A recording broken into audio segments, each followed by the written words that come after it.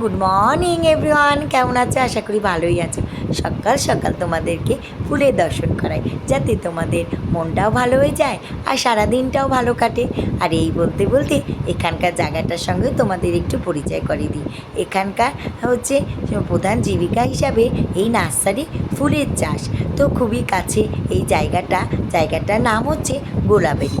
হ্যাঁ, আমার জানা ছিল না এত কাছে আমাদের এত সুন্দর একটা জায়গা আছে। তো অনেকে হয়তো জানো, আমার জানা ছিল না। তো লোকেশানটা তোমাদের এইভাবে বলি, হয়তো তোমরা খুব ভালোভাবে চিনে যাবে।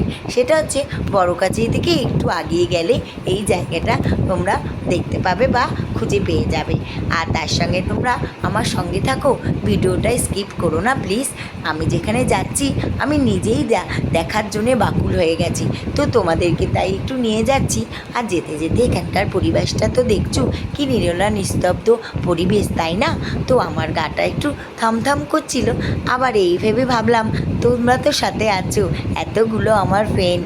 তো সেই বলতে বলতে জায়গাটার কাছে চলেই আসলাম। এই জায়গাটা হচ্ছে বনদেবীর মন্দির।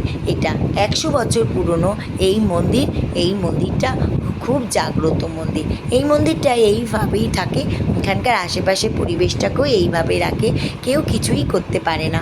কেন বললো, কিছু করতে গেলে নাকি এখানকার লোকের কাছে শোনা যে বনদেবী রাগ করেন, তাই কিছু করা হয় না। এই মন্দিরটা এইভাবেই থাকে। যাই হোক, খুব জাগ্রত মন্দির। আর পয়লা মে এই মন্দিরে পুজো হয় খুব বড় করে। এখানকার আশেপাশে গ্রামের লোকজন আসে, খুব সুন্দরভাবে নাকি পুজো হয়। আমিও আসার চেষ্টা করব, তবে কথা দিতে পারছি না। যাই হোক, তোমাদেরকে এই পরিবেশটা দেখাচ্ছি, সত্যি খুব সুন্দর। পারলে একবার ঘুরে যেও। আর যদি কারোর গাছ কেনার ইচ্ছা হয়, খুব কম দামে এই নার্সারি থেকে তোমরা কিন্তু গাছ নিয়ে যেও। কেন, গাছ ফুল সবারই ভালো লাগে।